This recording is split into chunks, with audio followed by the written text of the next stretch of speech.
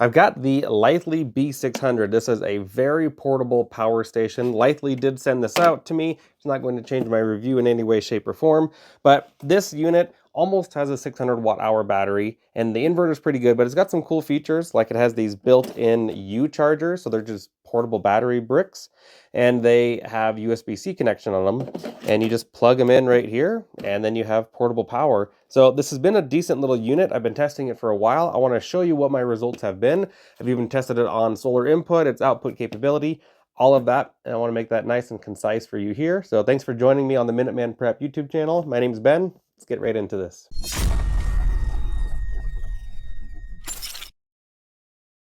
So first of all, let me say that this is not a good backup power system because it's simply not big enough. Now, this theoretically could run a refrigerator. Not sure they would handle the surge, but theoretically it's actually possible because of the 600 watt inverter size. In the back of the user manual, I've got all the specs listed out here. It's a 562 watt hour lithium NMC battery. It's rated to 500 cycles.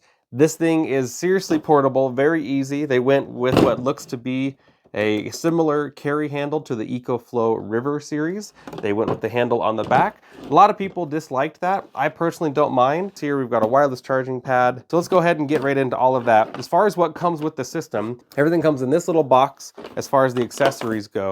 So we've got a very, very good user manual here. There's all sorts of information. The English is written clearly, shows you how to do all the connections and how to use everything, how to diagnose any issues that you're having. One of the cool features is it does come with a USB-C to USB-C cable with a 100 watt charging brick. Now you can actually charge this unit using the adapter brick. Here on the front, you can do 100 watts of USB-C power in. On the solar input, we have a DC 7909, also known as an 8mm barrel plug, and then we have MC4 connectors. This is a very common adapter that you'll find online. However, I did find that for some reason, when I was doing some solar input testing on this, that I pretty much had to use their adapter. I was using a different one at the time, and it worked at first, and then for some reason it just stopped working. So this one seems to be the one that you have to use. You want to make sure you don't lose it. And then you've also got the car charger input. Now you'd be surprised to find that some manufacturers don't include proper adapters with their cables. The B600 from Litheli has been a good unit. Power buttons right here. We have 100 watt in and 100 watt out. So this works really well for laptops that use USB-C charging, as well as drone and other simple charging right here. We've got a normal 12 watt USB-A, another 12 watt USB-A, and then this is the solar input and the car input right here at up to 100 watts. And for that, they do sell a 100 watt folding solar panel. That's pretty good. You can see that right here. It's very compact. I mean, you could almost fit this into like a hiking backpack. I don't know why you would need 100 watts of power if you were doing a hiking backpack, but this is very lightweight and it is very rigid. It's got a good finish on it. Now, as far as using the wireless charger on top here, I'm going to push the DC button on. Now I've got my phone here, and if I put it on the wireless charging pad, you see it starts charging right away. We've got two DC 5521 ports here, and then we've got our AC output here on the side. 210 volt plugs right here. Turn this on, see the light turn on, and then on the front we get the indicator that the AC is on. AC meaning alternating current, which is just your normal 110, 120 volt power. Now as soon as you turn on the AC, the fans do start running. I'm gonna put my mic right next to the fan here. You can hear it is pretty quiet. If this were right next to you, I doubt it would be bothersome, but it does have, not like a smell, but it has like a tech smell to it, kind of like a battery microchip type smell. Now I've used this for a number of hours now, testing it in different ways, and that smell is still there. It's not like it's going to fill up a room, but it's just something you should be aware of. If this is blowing straight at you, you're gonna get that hint of electronic smell, which you sometimes don't get in other units, but you are getting it in this. Now I like the screen. For one, the screen stays on. That's actually for me a big deal. I hate when the screens turn off after 10 or 15 or 20 seconds because I'm trying to run stuff and see how well it's running. But enough about the features here. I want to get into the solar testing because for me that's what matters the most. I know it can output 600 watts, which is great, but how well does it recharge? So on the B600, we can see solar charging import D7909, which is oftentimes an 8mm, 100 watt max between 1130 volts and 7 amps. Go ahead and undo these clasps, fold it out, and that's pretty much it. So I'm gonna go set this outside in the sun and connect it up. It says we're getting 95 watts in here, 98 watts right here. So that's actually super impressive that we're getting that close to the 100 watt input, because it is not common for solar panels to get close to their rated output. I'm going to go ahead and connect my 200 watt panel because it's within this charge parameter. I want to see what happens. Oh, what's going on here? Something's happening. Okay, we turned it on. I'm going to go ahead and plug this in. And this turns off, and we get no input. I'm going to do the same thing with just a typical 100 watt solar panel this time.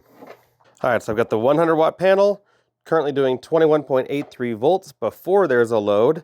Go ahead and connect it in. Meter turns off again. What? I do not understand. Let me ditch the meter. All right, no meter attached, plugging it in, 100 watt solar panel, just your traditional rigid 100. What the heck? Not doing anything at all. Okay, I'm gonna go connect the folding panel again. All right, no meter attached, plugging it in. Did the charge controller get fried?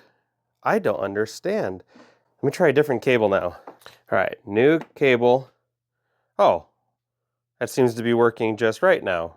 So this is the Litheli specific cable. I was using a different cable before. Now we're getting 84 watts. Okay, that makes no sense at all. Let me try this again with adding the watt meter. Getting a very similar output between the meter and the main unit. The good news is you can use other panels, but definitely make sure you're using their adapter cable here. Don't know why it was working for 1 second and then stopped working just a minute later. There's definitely some funky things going on there with the solar. Bottom line is make sure you're using their adapter.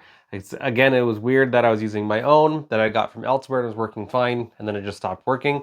So make sure you're using the Litheli DC7909 to MC4 adapter, and you should work perfectly fine. That worked with the 100 watt traditional panel as well as the 200 watt traditional panel. Their folding 100 watt panel seemed to work with any panel as long as I was within the charge parameter. I also got to do an efficiency test. What I did is a 0.2C drain, which is basically just a 20% of whatever the battery capacity is.